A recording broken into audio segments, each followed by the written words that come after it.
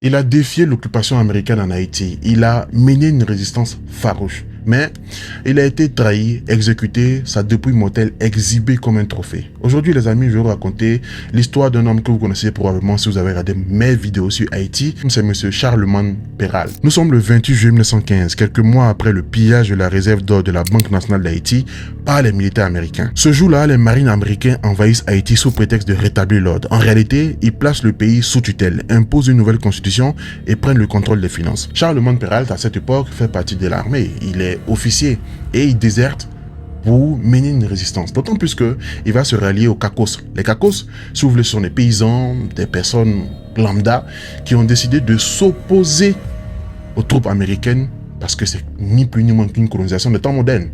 Et il va prendre la tête vraiment de ce mouvement-là et ils vont mener une résistance farouche parce que ils vont mener des attaques létales et vont disparaître dans la nature. Ce sera littéralement un commando invisible.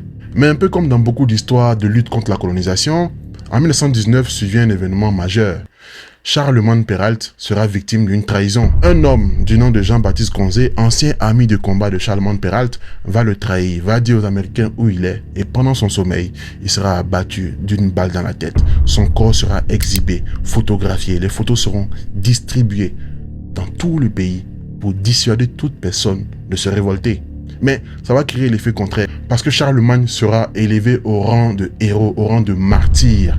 Et dès cet instant, la révolte va continuer. Bien évidemment, on a en face les États-Unis, c'est un rouleau compresseur.